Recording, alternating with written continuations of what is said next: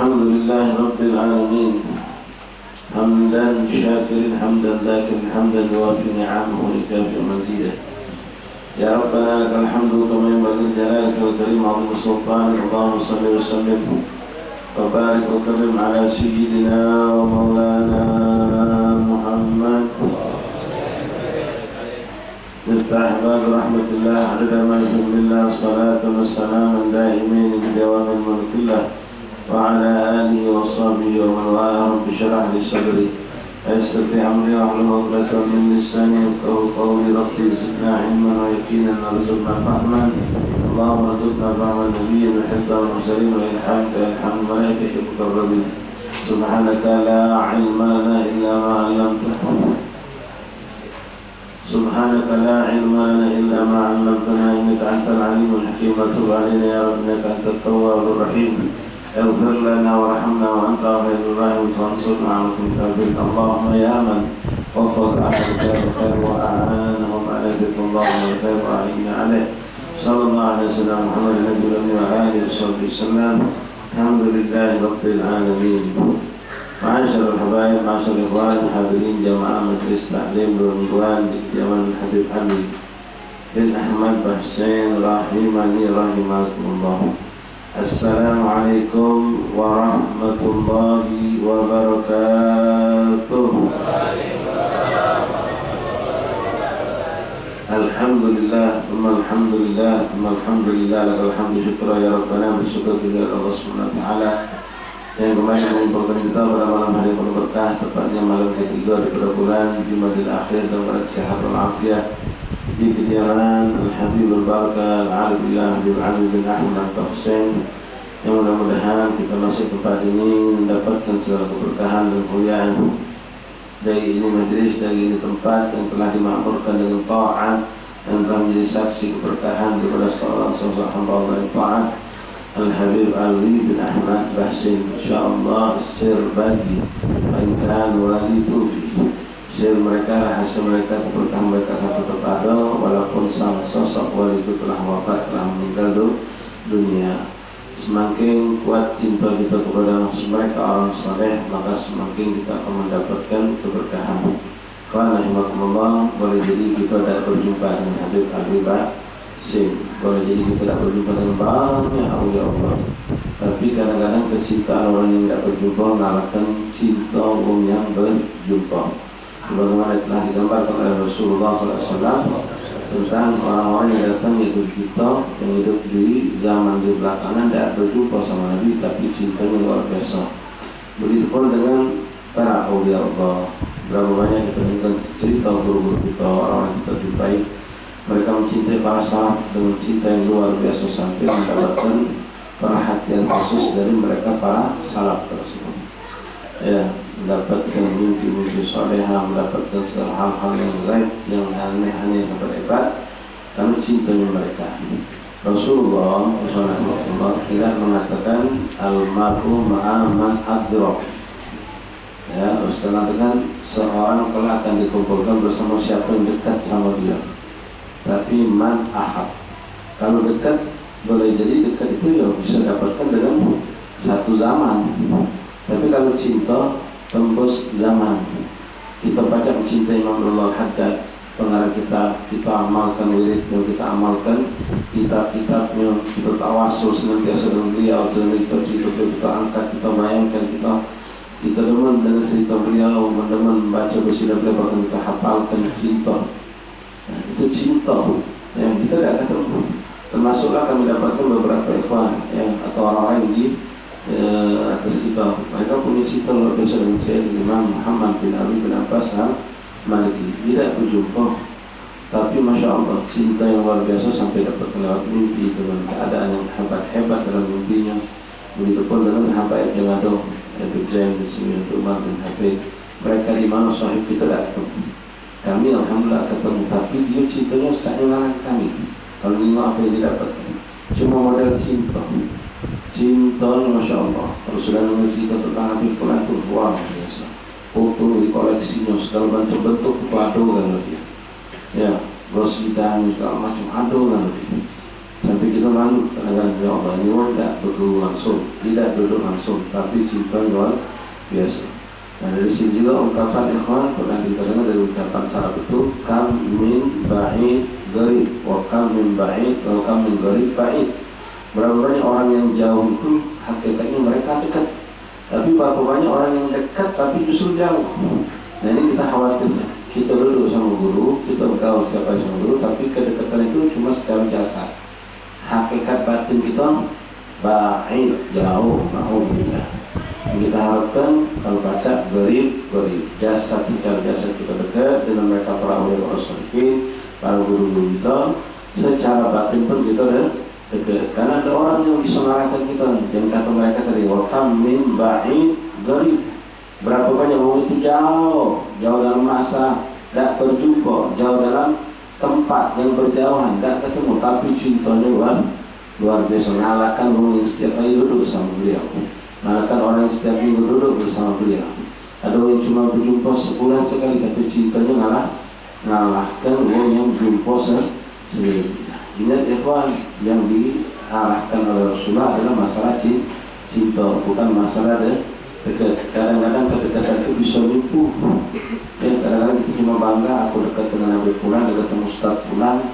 Bahkan yang maaf, ya minta maaf saya bicarakan diri saya dengan teman-teman yang berkhidmah. Bangga aku berkhidmah sama Nabi, aku berkhidmah sama Ustaz. Aku galak berpikir, aku galak berikbaran, aku galak masya Allah, bla bla bla, macam-macam. Ya, macam di antara cerita yang galak dibangga kembali sebagai ikhwan kita, anak dulu galak mikir ke Syafid Al-Baksir. Boleh kita bangga, memang harus bangga dengan suatu hal yang positif gitu. Tapi ya jangan sampai kedekatan itu cuma berdaya kita, ya sehingga kita merasa aman nyaman, sudah masuk kita mana, sehingga kita mana orang yang tidak baca dekat secara fisik, secara jasad, seakan-akan mereka tidak sehebat kita. Boleh jadi ikhwan, ya kita contohkan zaman Rasulullah SAW, sosok Uwais Al-Qarni, tidak jumpa Nabi, tidak ada sempat melihat wajah Rasulullah, tapi cintanya luar biasa. Sampai Rasulullah pun cinta luar biasa sama beliau. Ya, nah orang-orang zaman kita dan sampai hari kiamat nanti akan terus muncul orang-orang yang punya cinta hebat sama Rasulullah. Ya, dia tidak pacak tidur sampai kalau sudah dengar ada menyebut nama Muhammad langsung bergetar hati. Gila, juga cinta tuh gila sudah sampai membagi junun, cinta yang luar biasa. Begitu pun dengan awliya Allah. Kita mungkin sebagian besok kalau Habib Muhammad dengan Abdullah Al-Habsyi mungkin zamannya kita jumpai, tapi jujur kami sendiri tidak sempat duduk dan belajar. Alhamdulillah kenal sosok beliau, mungkin pernah dan ceramah beliau, tapi nanti katakan kita mungkin belum duduk dan belajar kontinu tidak. Tapi kita mungkin dengar cerita-cerita beliau bagaimana tawadhunya, akhlak dan segala macam. Tengok keadaan rumah beliau, hidup beliau begitu sederhana, timbul rasa cinta ini kita pupuk terus, nanti terapresiasi dengan bermacam hal. Ya ada tadi yang paling saya lihat teman nyimpan fotonya, saya cinta sama wali fulan, Ustaz Fulan, foto kita koleksi, kita ukur itu hal yang positif. Ya, lalu kita perhatian dengan keluarganya, kita perhatian dengan amalan-amalannya, ilmu-ilmu yang sampai dunia, apa yang diajarkan kita amalkan. Kalau sudah ini sumber amal ini sangat menyambung ke Habib Fulan, Ustaz Fulan, ke Fulan, semangat kita ngamalkan. Ya, kita perhatikan kuburannya, kalau ada kita ziarah, itu bentuk-bentuk apresiasi secara zahir. Ya, itu hal yang diakui, itu bentuk salah satu bentuk bukti cinta. Nah, itu semua muncul dari hati. Kalau hati cinta, maka seperti itulah keadaannya. Tinggal nasihat kami untuk kita semua, ya Allah, Allah berikan akan kita mencapai ini semua kalau pakai nyampe kepada Rasulullah. Ya, memang tidak baca langsung, guru-guru kita memang tidak baca itu langsung ke Rasulullah. Memang ada orang khusus yang baca langsung. Tapi kita bertahap, mulai dari guru kita, lalu ke guru-guru kita, sampailah kalau kita sadar banyak, sampailah kepada Al-Fiqh Muqaddam, dari berubah dan sembuh sampai Imam Haji Baru nyampe kepada Rasulullah Sallallahu Alaihi Wasallam. Baca tanpa wasilah guru, tidak baca. Jadi kita belajar mencintai guru kita. Kalau kali guru kita mengajak kita cinta guru-gurunya lagi, sampai mahabbah itu salsa nyambung. Ya, jadi yang perlu kita tanamkan untuk Rasulullah terutama adalah benar paling sempurna dan paham. Cuma itulah terhijab hati kita yang sudah jelas yang paling sempurna, paling hebat segala untuk jasa kepada kita, paling sempurna Nabi dan Rasul beliau Rasulullah. Tapi kadang-kadang hati kita masih belum mau fokus benar-benar mencintai sosok baginda Rasulullah. Masih banyak tempat cinta lain di hati kita, cinta dengan pekerjaan, cinta dengan kedudukan, cinta dengan kepandaian kita, cinta dengan keluarga kita, yang kadang-kadang masih menyingkirkan cinta kita kepada Rasulullah, cinta kita kepada Allah. Jadi ikhwan, Rasulullah bukan almar'u ma'aman adrok, tapi almar'u ma'aman ahab. Orang itu akan dikumpulkan dengan orang yang bisi. Ini lintas waktu. Kalau kita cinta ya sudah pucuknya Rasulullah. Kita baca Rasulullah, cinta mereka para awliya Allah yang kita lihat jumpa. Maka kita bakal kumpul sama mereka. Walaupun kita tidak secara jasad hidup tidak di zaman mereka, tapi Rasulullah ma'aman. Kalau Nabi ngomong almar'u ma'aman adrok, wah kita tidak baca, kita tidak dapat itu. Ya, kepada orang yang paling dekat. Kita cuma gugur ini secara zahir, pengen dekat sama Habib Fulan, Kiai Fulan, Ustaz Fulan. Bahkan kita tertipu daya dengan keadaan itu. Yang kita hanya senang berfoto bareng terus, yang duduk apalah, sama apalah, bukan apalah, tapi batin kita jauh. Alhamdulillah itu rahmat. Almar'u ma'aman, dan cinta ini tidak ada batas. Silakan anda bisa cinta wali yang ada di manapun. Waktu sebagai ikhwan kita cinta semua lulus kumpul. Cinta sama Habib Bakar Gresik, cinta sama Habib yang ada di luar Palembang sama, silahkan apa-apa. Cinta ini bukan lautan. Ketemu tidak cuma teman, kita menegosiasi beliau misalnya mengisi dengan cinta sampai pengen tahan Kalimantan sana, ngumpul ke duit, pengen pergi tahan ke Gresik sana, ngumpul duit, pengen pergi kapal habis tanggul, cinta habis tanggul luar biasa. Kagum dengan kehebatan misalnya, nikmat min Allah, cinta. Kalau sudah cinta itu tidak ada yang berat buat kita, tidak ada yang sulit untuk kita. Berkorban itu siap kita lakukan, baik tenaga, pikiran, waktu kita akan korbankan. Kalau cinta ini siapapun baca tembus, baca bisa mencapai. Jadi kalau kedekatan berebut itu, ya doa para ustaz, mulai kiai kita agak mundur, terlambat, mulai hati kita rusak. Dan sekali lagi Ikhwan, hati-hati, jangan sampai kita cuma senang bangga kita dekat, ternyata itu tipu daya, dan kita bisa rusak karena hal seperti itu. Boleh kalau menjadi kesempatan untuk dekat dengan ustaz secara zahir itu boleh, tapi hati-hati, siap ya kita. Jangan sampai justru kita merasa lebih hebat dari kawan, lebih dekat sama ustaz, dan kita merasa lebih bagus dan seterusnya. Ya kita di belakang lebih hati kita yang nyambung dengan mereka. Dan paling nikmat Ikhwan, ya, mencintai orang sudah meninggal. Kalau kamu cinta sosok seorang ustaz, atau pikir ustaz itu salah sikap sama kamu, mulai berubah gitu. Ya, ustaz tadi kita ada cara, ustaz datang, mulai hati kita, ustaz rajin majelis, dengan canu tidak ada rajin majelis datang, mulai. Tapi kalau lagi sudah meninggal, aman gitu. Tidak ada yang tak bagus gitu. Tahu ini yang bagus kalau. Cuma kalau kita bisa dapat, ya itulah memang cinta yang masih itu memang cobaannya macam-macam.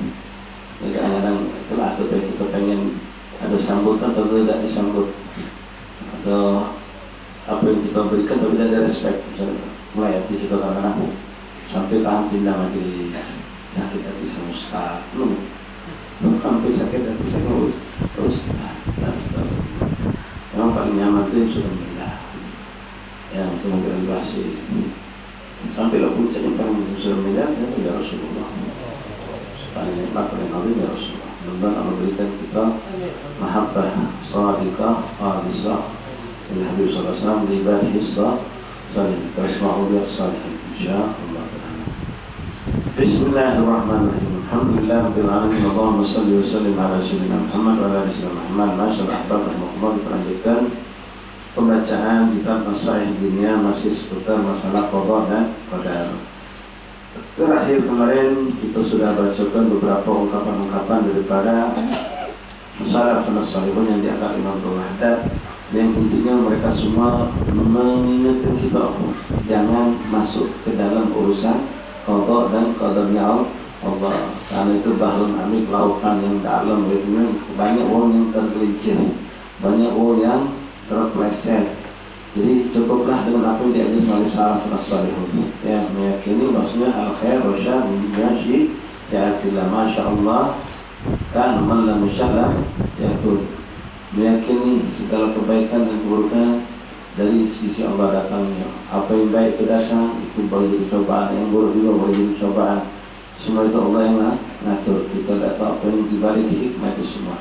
Meyakini yang bahasanya keburukan, kebaikan, musibah atau nikmat yang datang, termasuk maksiat dan ketaatan, itu semua dengan kehendak Allah dan dengan kekuatan Allah dan izin Allah, itu semua terjadi. Kita tanamkan di hati kita dan tidak perlu dibahas ke dalam-dalam, tidak perlu kita cari dalil-dalil yang macam-macam, karena itu akan menyesatkan kita.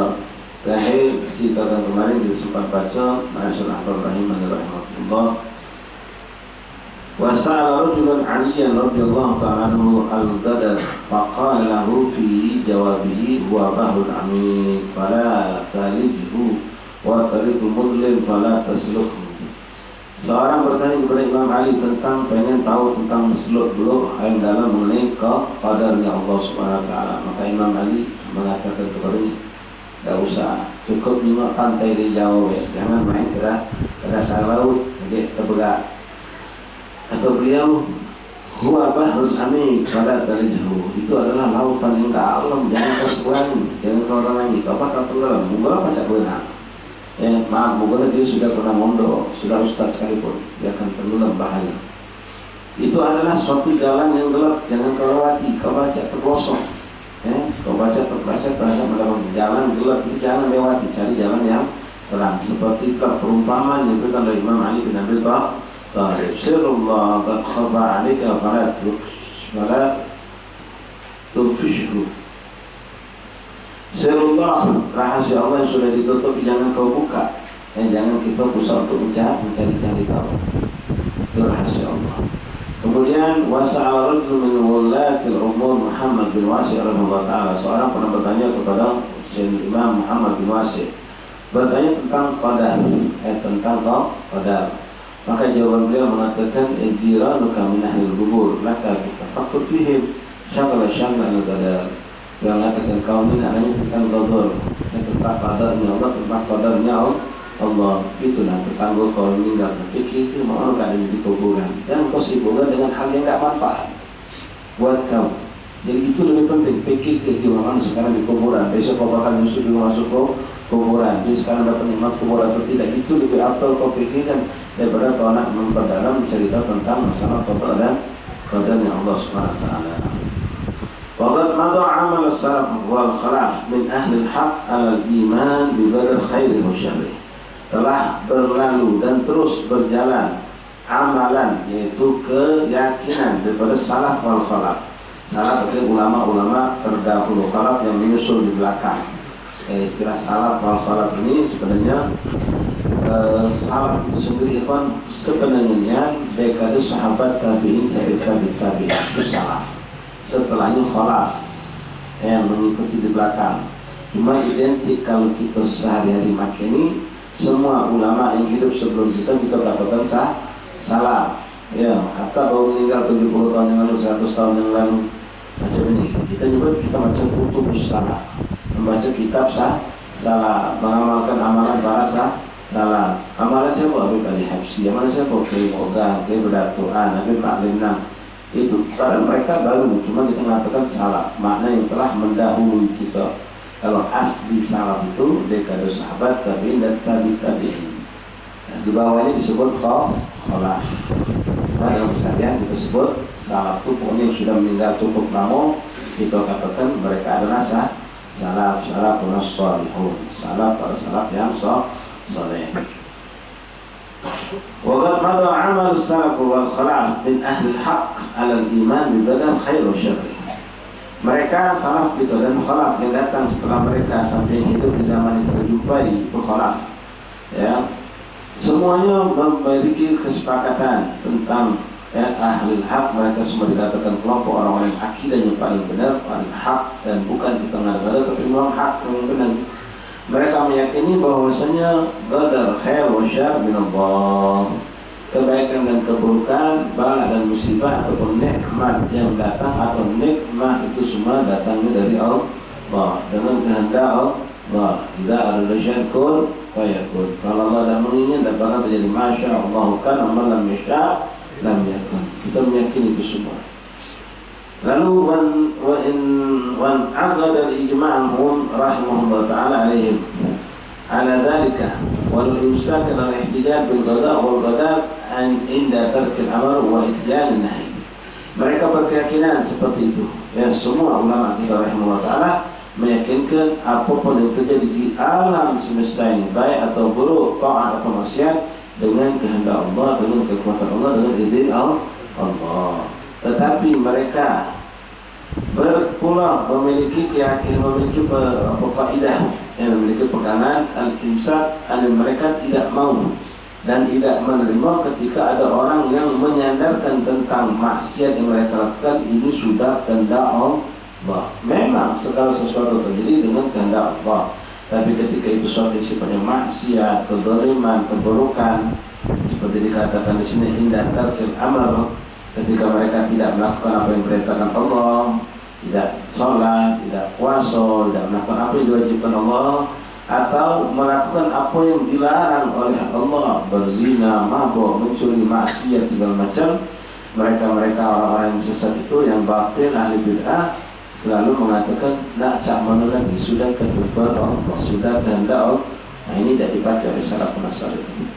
Ya, walaupun hakikat memang seperti itu, tapi tidak. Untuk sesuatu yang buruk, yang buruk sifatnya kita melanggar syariat Allah, meninggalkan perintah Allah, itu tidak pernah kita sandarkan hal itu kepada Allah, walaupun hakikatnya tidak akan keluar memang dari kehendak Allah Subhanahu wa ta'ala. Kalau tidak mengatakan seperti itu hakikatnya dosa yang lebih besar dari gawe dosa yang kita buat. Orang habis berzina, orang habis melakukan mabuk, orang habis melakukan suatu dosa, dia tak mana kami menghindari kalau sudah ketentuan Allah, pasti tergawe itulah. Misal, ini keyakinan atau ucapan ini jauh lebih besar dosa dari perbuatan zina itu sendiri, jauh lebih besar dari perbuatan maksiat itu sendiri, karena dia seakan-akan menyalahkan Allah yang menghendaki kita berbuat buruk tadi. Allah tidak pernah menghendaki kita berbuat kemaksiatan. Allah nyuruh kita Allah nyuruh kita meninggalkan maksiat. Wa kanu yarunu dzalika min a'dhamil munkarat. Mereka yarawna wa kanu yarawna dzalika min a'dhamil munkarat. Para salaf kita melihat orang yang menyandarkan berbuat dosa, maksiat, melanggar syariat Allah atau meninggalkan kewajiban itu lalu mengatakan hal itu adalah sudah kehendak Allah, ini paling besar dosa. Paling besarnya dosa. Ini al-ihtijaj bi amal qadar inda irtikabil maharim wa tarkil wajibat, yaitu mereka menjadikan alasan dalil terjadinya segala kemaksiatan bi amal qadar inda irtikabil maharim, ketika mereka melakukan perbuatan maksiat yang diharamkan Allah, wa tarkil wajibat atau meninggalkan diwajibkan Allah. Jadi ketika melakukan dosa maksiat atau meninggalkan suatu kewajiban, lalu mereka mengatakan ini sudah kehendak Allah, nak mana lagi, maka itu naudzubillah min dzalik, perbuatan ucapan itu jauh lebih hebat, dosa lebih buruk dari perbuatan maksiat itu sendiri. Fa in kunta min ahli al-haq fattad bihim. Kalau kau memang mengaku adalah kelompok dari kelompok yang hak, maka ikutilah mereka, para salafun saleh. Ikuti pandangan mereka, ikuti keyakinan mereka, jangan kita melok dengan yang salah. Wasluk sabilahum, ikuti jalan mereka. Wa illa faqad sami'ta ma qalahu Allah Ta'ala lil muttabi'ina ghairu sabil mu'minin. Kalau tidak, kau akan tersesat sebagaimana disebutkan oleh Allah dalam firman-Nya tentang kelompok orang yang lari dari jalan orang-orang mukmin, lari dari jalan-jalan orang-orang yang saleh. Wasma'ul an, sekarang dengarkan ini kata Allah ada. Kau dengar, kau baca, tuliskan kata Allah ada, dan sekarang perhatikan, dengarkan kata Allah ada ayat itu. Apa bunyinya? A'udzubillahi minasyaitonir rajim. Wa man yushaqiqir rasul min ba'di ma tabayyana lahu al-huda wa yattabi' ghayra sabilil mu'minin nuwallihi ma tawalla wa nuslih jahannama wa sa'at masira. Sadaqallahu alazim. Siapa yang meragukan daripada apa yang datang dari para rasul, tidak mengikuti ajaran Nabi, mimba di mata setelah Nabi itu menjelaskan, mengarahkan duduk persoalannya yang mana yang hak dan mana yang batil, tapi mereka yattabi'u ghayra sabilil mu'minin, mengikuti jalan selain jalan orang mukmin, mengikuti jalan selain jalan yang diajarkan oleh Nabi, maka mereka nuwallihi ma tawalla wa nuslihi jahannam, maka kami akan, kata Allah, jalan ke mereka atau kami arahkan mereka menuju jalan kepada neraka jahanam ya Allah Subhanahu wa taala. Wasa'at masira, di mana neraka jahanam adalah tempat yang paling buruk, tempat yang paling jahat untuk kembali, yaitu neraka jahanam ya Allah. Itulah sifat orang-orang yang mubtadi, jalan benar-benar yang hak ada tapi masih melot jalan yang salah dengan alasan apapun. Ya, alhamdulillah, walaupun maaf ya, seperti yang kita telah hadapi kita dihadapkan oleh masalah ekonomi barangkali ya, kadang-kadang kita dijual iman, dijual dengan dunia yang kita butuhkan tadi. Tetap kita bertahan, ya, tidak akan pernah akan melanggar syariat Allah, tidak akan pernah meninggalkan akidah yang ahli sunnah wal jamaah, walaupun dengan keadaan apapun keadaan, kita akan pernah meninggalkan akidah. La ilaha illallah. Thumma a'laman rahimakallah annahu la yajuzu wa la yasih lil mu'min an ya'taqida fi nafsihi annahu la kharaja wa la jinaha alayhi idza taraka wajiban aw fi'l ma'ruf. Kemudian ketahuilah rahimakallah, hai saudaraku yang dirahmati Allah, la yajuz, jangan, tak boleh, wala yasih lil mu'min, tidak diperkenankan, tidak sah, tak dibolehkan bagi siapa pun mukmin ayat taqidah fi nafsihi, memiliki keyakinan pada dirinya annahu la jalaha wa la jinaha alaihi idza taraka wajiban aw fi'l muharram. Dia mengatakan bahwasanya kalau dia melakukan suatu kemungkaran, baik itu meninggalkan yang wajib atau melakukan suatu kemungkaran, buat maksiat, itu tidak akan ada mudarat, tidak akan suatu keburukan akan muncul padanya. Li'anna al-ghadar ghalibu ala lahu wasabit, karena itu sudah ketentuan Allah. Kalau dia meninggalkan sesuatu yang wajib atau melakukan sesuatu yang haram, itu tidak dikatakan dosa. Kenapa? Itu sudah apa di kita ini aturan Allah, skenario yang Allah sudah tetapkan dalam jalan hidup kita akan melakukan ini dan itu. Karena tidak akan ada suatu kejadian sekecil apapun, tapi sudah ditentukan oleh Allah. Balik-balik seperti ungkapan seperti tadi, tidak boleh, haram hukumnya. Jangan al-qadar ghalib lahu sabiq alaih. Thumma idza sadara minhu fi'l aw tark la yarda Allah bihi fa nahtajja bil qadar ala iqamatil 'udhr li nafsihi wa huwa baqin ala al-ikhtiyari wa tamyiz faqad ihtamala butanan wa ithman mubinan. Thumma idza sadara minhu fi'l aw tark la yarda Allah. Lalu kalau mereka melakukan suatu perbuatan, tadi meninggalkan yang wajib, ya, atau melakukan sesuatu yang diharamkan Allah. Nah, di sini seperti itu juga, mereka menghadapi atau melakukan suatu perbuatan atau meninggalkan suatu perbuatan yang tidak diridhoi Allah, melakukan sesuatu yang tidak diridhoi Allah atau meninggalkan sesuatu yang diridhoi Allah. Wa in tajibul qadar ala iqamatil udhur li nafsihi. Mereka pun selalu nak cak mana lagi, ini sudah ketentuan Allah. Nak cak mana lagi, ini sudah kehendak Allah. Walaupun kita hanya tak baca, ini sudah ditentukan Allah. Kamu berbeda nih, dari walaupun ucapan itu sebenarnya hak, tapi hal itu batil. Hal itu, alhamdulillah, seakan-akan yang menyalahkan, seakan-akan Allah tidak pernah menyuruh kita untuk berbuat baik, tidak ada Rasul, tidak ada Nabi, tidak ada kitab, sehingga kita menyalahkan. Wa huwa baqin ala ikhtiyari wa tamyiz faqad ihtamala butanan wa ithman mubina. Orang seperti itu, alhamdulillah, dia akan terus dalam keadaan seperti tadi, dan dia akan mendapatkan seburuk-buruknya keadaan dan sebesar-besarnya dosa. Wa qad khashitu an takuna hadhihi baliyah qad dabat ila unasin minal mansubina ila al-ilm as-salah. Bahkan kata Allah Hadad, aku khawatir yang mengalami ucapan seperti tadi, sikap seperti tadi, itu dirasakan bukan cuma oleh orang awam, bahkan orang yang berilmu. pun mengalaminya. Ilal ilmu wassalah, orang yang dikenal orang baik ataupun mereka mengalami suatu hal mengatakan tidak zaman lagi. Kita dapat baca dan hindari, ini sudah ketentuan Allah. Aduh, kadang-kadang muncul bukan dari orang awam. Hal ini aku khawatirkan. Kalau orang awam beda boleh, apalagi orang sudah wong yang berilmu.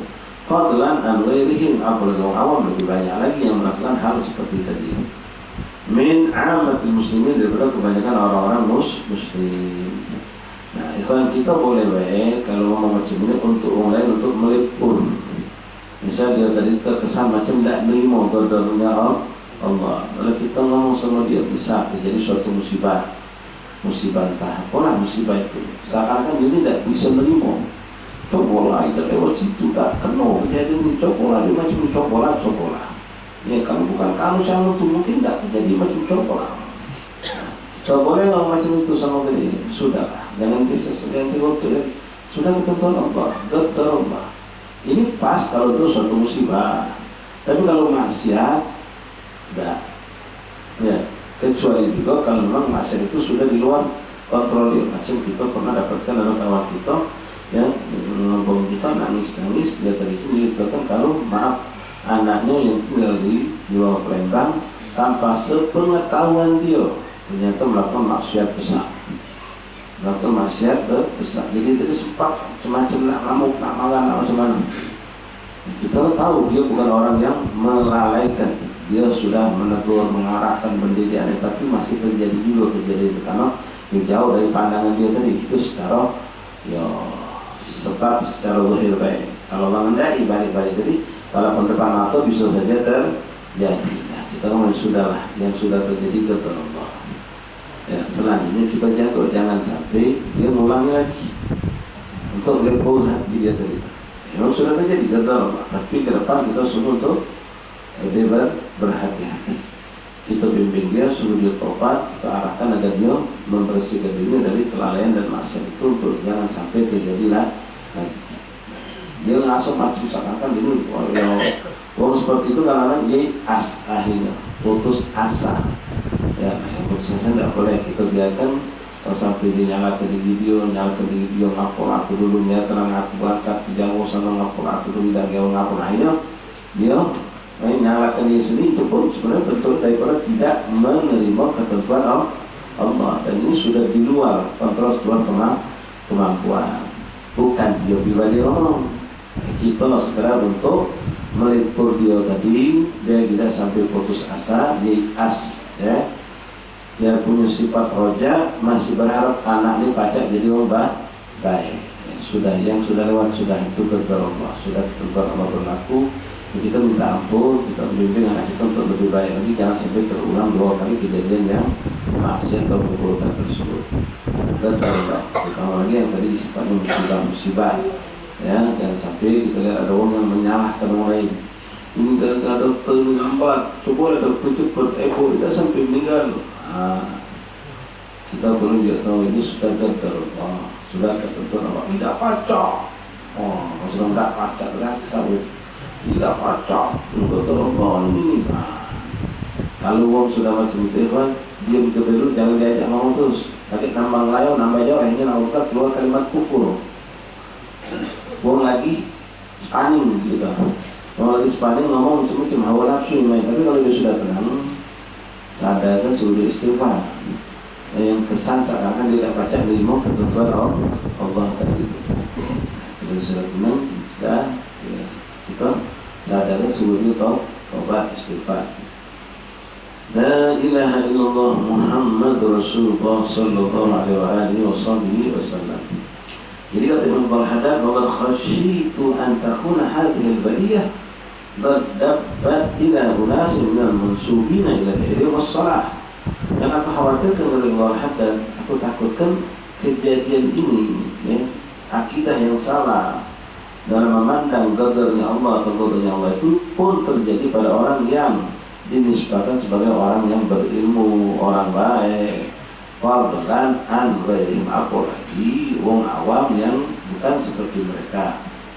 ويكاد يدل على وجود هذا الأمر منهم أنه لا يظهر عليهم كثيرا فوجع وتعلم وتأسف عندما يستر من بعضهم ما يلام عليه وبالتالي به شرعا. Di antaranya kata ويكاد يدل على وجود هذا الأمر منهم أنه لا يظهر عليهم كثيرا فوجع وتعلم وتأسف عندما يستر من بعضهم ما يلام عليه ويضم به syar'an. Di antara sini yang mereka itu kadang-kadang ya, ketika ada hal-hal yang membentur mereka ya, dalam dakwahnya atau dalam urusan hajat mereka yang lambat terkabulkan, kadang-kadang dia masih seperti itu. Memang banyak umat ilmu tapi bertawakal mungkin tidak. Tawakal itu milik umum yang diberi Allah. Banyak orang kadang-kadang ya, lebih mengandalkan dengan asbab walaupun dia berilmu. Ketika sebab tidak datang atau tidak dapat, dia akan menyalahkan orang yang tidak baca kata tersebab. Dia tidak baca yang mengatakan sebab coba kamu itu macam ini, jadi tidak macam itu. Coba lah macam itu, tapi tidak macam ini. Masih itu kadang-kadang muncul. Jadi ucapan orang lain kita kenal sebagai orang yang berilmu. Falyattaqillaha mu'min ahassu min nafsihi bidzalika. Maka bertakwalah kepada Allah bagi siapa mukmin yang merasa ada pada dirinya hal yang seperti itu. Wal yatakallaf nafiyahu anha, dan berusaha benar-benar berusaha untuk menghilangkan itu dari diri kita.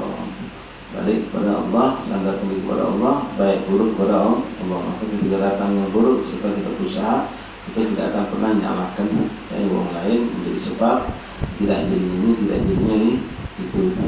Kalau yang berilmu biasanya dia lebih dapat bimbingan dari Allah.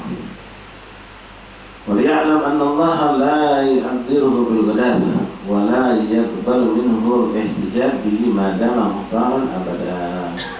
Allah SWT memberikan kepada kita kesempatan untuk memilih yang mana yang baik, yang mana yang buruk. Ketika kita masih diberi kesempatan untuk memilih, maka di saat itu kita jangan pasrah. Kita suruh berikhtiar, maka berikhtiarlah. Kecuali sudah dapat cak lagi, ya kita nak cak mana lagi kita. Ketika masih ada milih, kita berusaha. Kita masih menghindar, maka menghindar dari suatu musibah, dari suatu penyakit, terutama dari suatu maksiat. Bukan kita pasrah ya, anak kita biarkan itu malam hari sama lanang ya. Itu alamat dibakar maka suatu keburukan yang besar. Kita masih ada ikhtiar, ada kemampuan untuk mencegah, wajib kita melakukan pencegahan karena Allah nyuruh. Jangan pas sudah terjadi jangan cak mana lagi, sudah nak cak mana lagi. Tidak boleh seperti itu. Kadang-kadang menyalahkan keadaan mana dia masih mampu untuk menjadikan suatu yang buruk itu jadi baik, mencegah dari keburukan.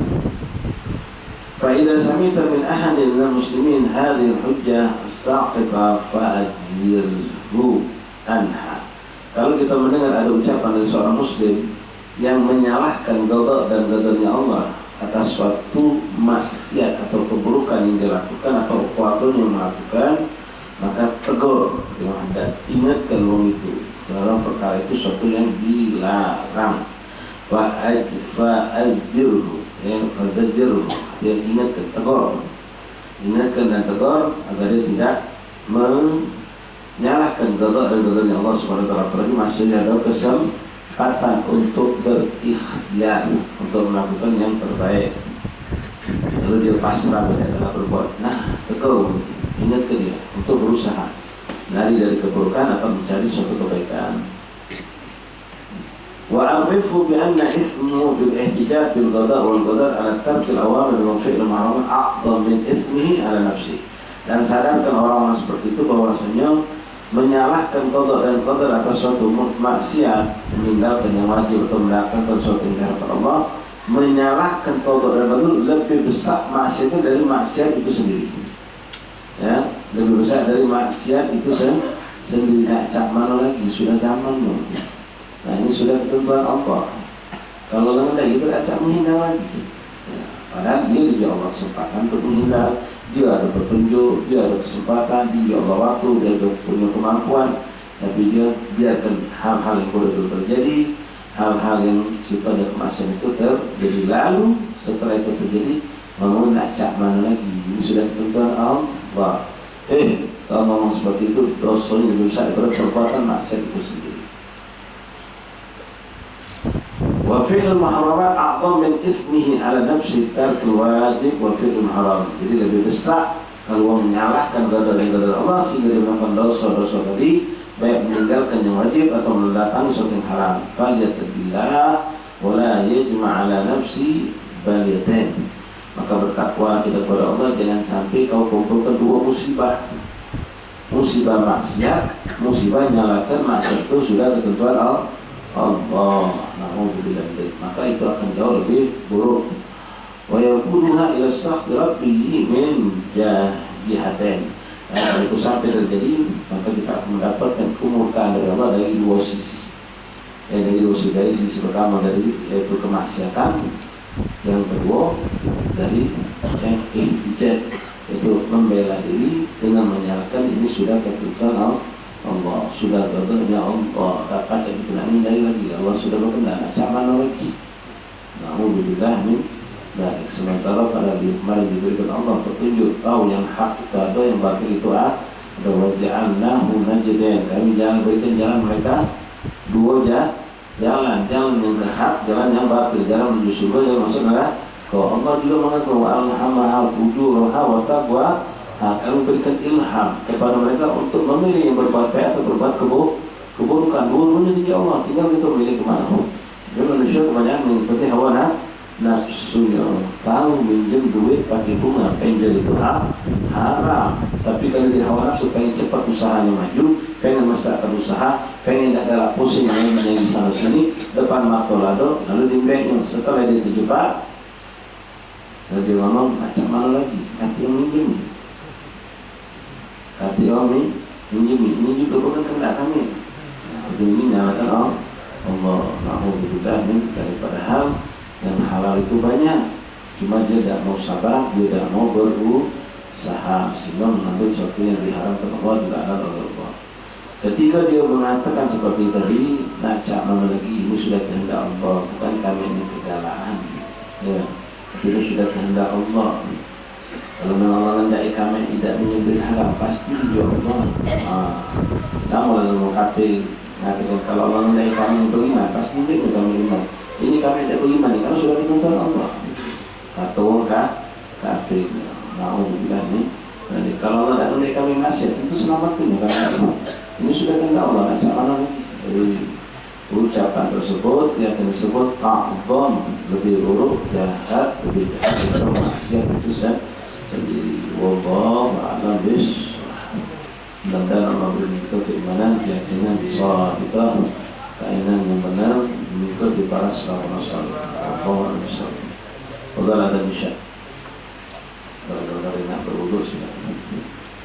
Ada yang harus kita